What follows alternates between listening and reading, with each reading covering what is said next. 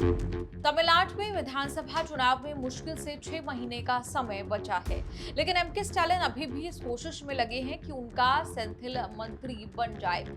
जान छिड़कते हैं स्टालिन अपने सेंथिल बालाजी पर कोई अपराध साबित नहीं हुआ, चुनाव लड़ने या किसी पद पर नियुक्ति पर भी रोक नहीं। घोटाले का एक केस जरूर है जिसकी जांच चल रही है और सुप्रीम कोर्ट ने जमानत दी हुई है।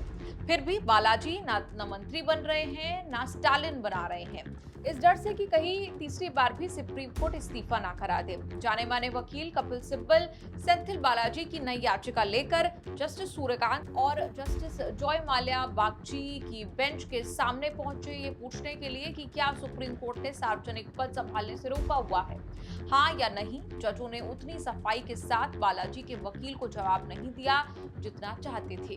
जस्टिस जॉय माल्या बागची ने कहा कि आदेश पहले से पूरी तरह स्पष्ट है और किसी अतिरिक्त स्पष्टीकरण की आवश्यकता नहीं है। सुप्रीम कोर्ट ने बालाजी को एक राहत जरूर दी कि अगर वो दोबारा मंत्री बनना चाहते हैं तो इसके लिए अलग से आवेदन दाखिल करें। ये यूनिक केस हो सकता है कि किसी को मंत्री बनने के लिए सुप्रीम कोर्ट से परमिशन लेनी पड़े या सुप्रीम कोर्ट डिसाइड करे कि फला आदमी मंत्री बन सकता है या नहीं। मंत्री बनाने या नहीं बनाने का फैसला पीएम या सीएम का होता है, जिसे राष्ट्रपति या राज्यपाल की मंजूरी मिलती है। सुप्रीम कोर्ट इस प्रोसेस में कहीं नहीं आता। बालाजी का मामला थोड़ा टेढ़ा हो गया है। ये सारा मामला सेंथिल बालाजी को मिली जमानत से जुड़ा है। 28 अप्रैल को ईडी और सरकार के विरोध के बाद भी सुप्रीम कोर्ट ने सेंथिल बालाजी को जमानत पर रिहा कर दिया था। 2 दिन बाद चेन्नई में सीएम स्टालिन ने उन्हें अपनी सरकार में मंत्री बना दिया। बालाजी को जमानत देने वाले जज थे जस्टिस अभय ओक। जमानत मिलते ही बालाजी के मंत्री बनने का उन्होंने बुरा मान लिया, इस शक में कि वो घोटाले के केस और गवाहों को प्रभावित कर सकते हैं।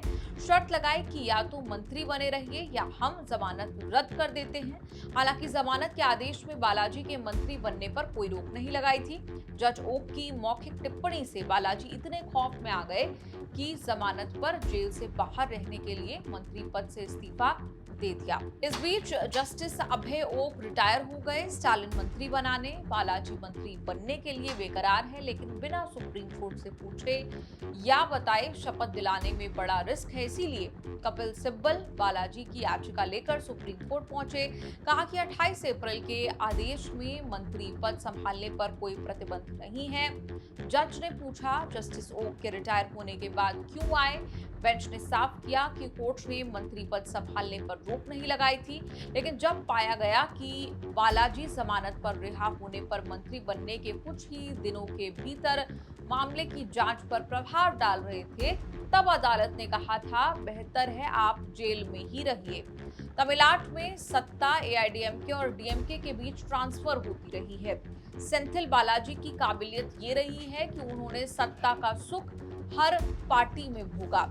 जयललिता के भी लाडले रहे और स्टालिन के भी। 2013 में जयललिता के मंत्री रहते हुए गरीबों को सस्ता पानी मुहैया कराने वाली अन्न जल स्कीम को लागू कराने का क्रेडिट मिला। एक दौर वो भी था जब जयललिता की भक्ति में सिर तक मुंडवा लिया था। पैसे लेकर नौकरी देने के घोटाले के जिस केस में सेंथिल बालाजी की राजनीति की दुर्गति हो गई, वो भी जयललिता की सरकार के समय का है। 2011 से 2015 के बीच पैसे लेकर नौकरी देने के आरोप लगे। घोटाला तब खुला, ये आरोप लगे कि पैसे लेने के बाद भी उम्मीदवारों को नौकरी नहीं मिली।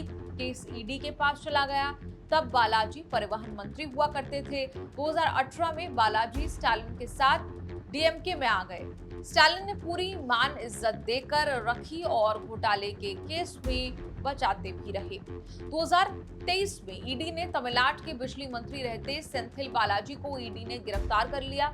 फूट फूट कर रोए थे बालाजी। 15 महीने तक जेल में रहे। ईडी ने ना तो जांच आगे बढ़ाई, ना केस में प्रोग्रेस हुआ। स्टालिन ने बालाजी को बिना विभाग 8 महीने तक मंत्री बनाए रखा। सुप्रीम कोर्ट की फटकार लगने के बाद बालाजी सरकार से विदा किए गए। हालांकि सुप्रीम कोर्ट ने बिना प्रोग्रेस बालाजी को जेल में रखने पर ईडी को भी रगड़ा। सुप्रीम कोर्ट ने जब जमानत दी तो मंत्री बने नहीं रहने दिया। तब से बालाजी बस स्टालिन के आसपास दिखते हैं, किसी रोल में नहीं है।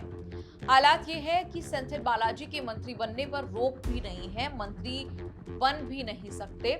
दो बार सुप्रीम कोर्ट की फटकार से बालाजी का इस्तीफा हुआ, तीसरी बार बिना पूछे फिर मंत्री बने, तो क्या पता पुरानी कहानी दोहरा दी जाए। सुप्रीम कोर्ट ने ईडी के वकील सॉलिसिटर जनरल तुषार मेहता की इस मांग को नहीं माना कि केस पेंडिंग रहने तक बालाजी के मंत्री बनने पर रोक लगे। कोर्ट ने ऐसा नहीं किया।